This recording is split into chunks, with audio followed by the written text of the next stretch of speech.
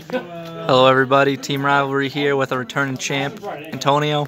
He's going to show us what he played today to get top 8 at the ARG Easter event. So we played right here, boys. Some of that spicy Super Saiyan 3 Goku. So this is requested. I actually went on Facebook group. I asked you guys what you want me to play at the event. If you want me to play Mecha again, if you want me to play something else, Bardock. And I said I'd play something kind of out of the box, Super Saiyan 3. It's something you guys never seen. And it's a really weird build, but it was requested. It won the poll, so without further ado, let's get into it. Alright. So, down here, if you want to take a look, we have the basics. I actually played the 8 package in here. I played one, the King Vegeta. You only want to see this once, anyways, and you can search it. I side into a second one, but it protects your apes. You know, it makes the free combos.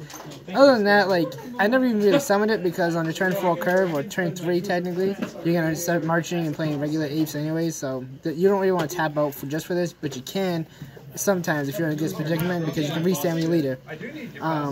2 of these just to search for apes for March and maybe for him. 4 of these staple. 4 of these, you know, I swear by this card. 4 Bulma. You play in yellow, you might as well play it. It's the best, you know, 1 drop for yellow now. 4 of these Goku. Originally these weren't in here, but you actually, because you're not playing Mecha, you need to dig for a lot of the cards that you're looking for. Like if you want more apes, if you want a march, if you want a field spell, like you need to really dig for those cards. And with the restand, it helps you dig. If you don't get it, you still have counter options.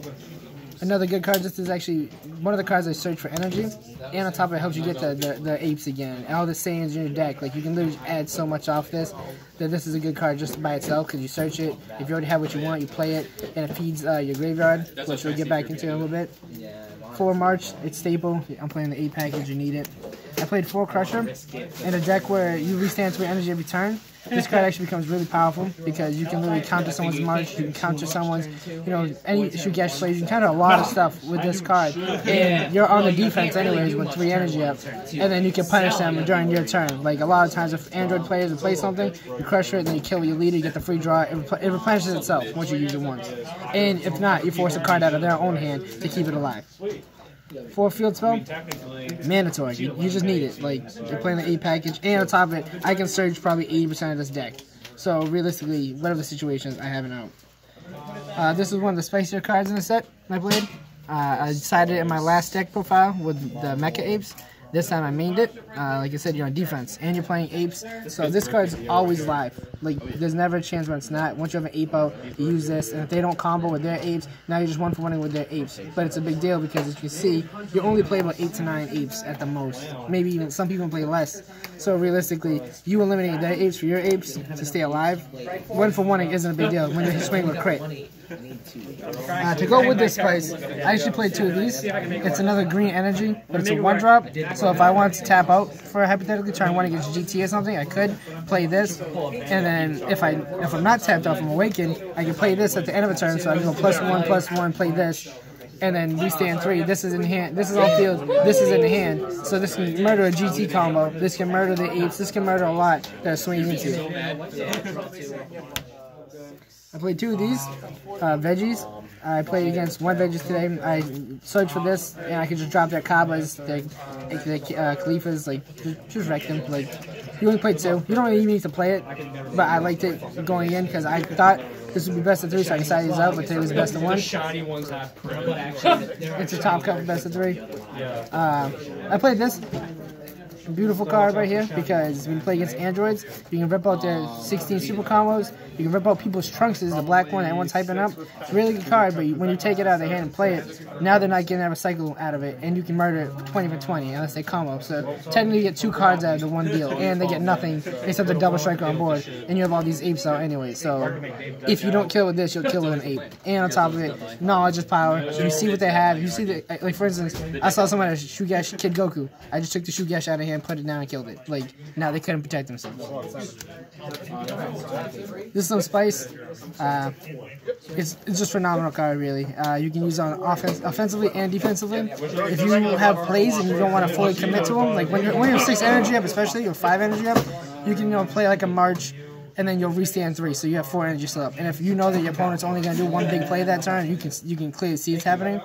You can just play this for 4. Tap one of their other cards, like against a Bardock matchup. I tapped one card they had that they didn't swing with yet, and then they had to swing into this and revenge kill that. Now that Kaba was tapped that they didn't swing with yet. I killed the other Kaba they swung with, and then my turn, draw for turn, swing with leader at the other Kaba still alive, kill it, get the free drop. So like you can really just manipulate your opponent's field. This card's probably like the MVP. Being able to search this is super powerful, especially against your 8 matchups early when they march and like they're swinging around like they run the place. You play this down, you awaken because usually they're gonna crit you 1, leave you at 5, so you awaken with this. You go into 4. You usually have 3 energy at this point, so you tap 1, you have 2 left. Awaken, you have him. He gets rid of one of the 8s, and then you get to swing your leader, draw a card, and then they'll block the other one. You can combo over if you want. You don't have to, but you can probably combo this into it, and then if you do, your leader's buffed up, and you have to give the extra card to them for swinging. But in the regular idea is you want to get rid of 1, swing with this, and then pump this up, KO, swing with leader, and that way you still get the draws out of it. You're awakened, and then you still have 2 other energy to manipulate, so you can literally just play +1s, or a searcher, or a combo this, or like I said, leave this in the end of the field, so if you play more 8s, you're ready to just kill them with this too. So let's play the main deck. Alright, you want to go through the sideboard really quick? Absolutely. The sideboard's where this deck really shines, depending on your matchups. I'm going to put them down low over here, but in the Veggies matchups, you're going to play this. You can side out the other ones because you don't really need them as much because Veggies are kind of just going to crit you anyways.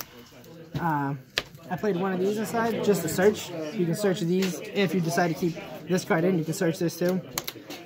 I played one more of these inside just because sometimes a lot of decks want to blow your field up like Veggies or anything else really. Just great card in general.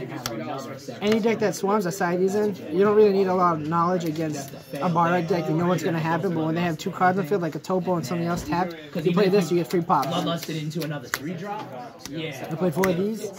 Against your Bardock matchup, it's just an extra negate attack, and you can kill like a Topo or a big battle card they're swinging in with, so it's really powerful. On top of that, surviving long is always important against that matchup, so I played another 4 of these just to make sure I guarantee survive any rush decks, and I just end up, outlasting and winning.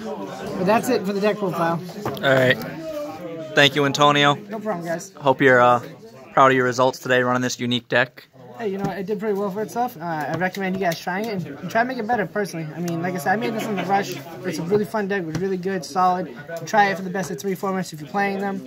You might enjoy it. If not, if you don't like it, you don't like it. But I definitely recommend trying it. And if you can make it better, please let me know. Alright, we'll see you next deck profile. Nope. See you later.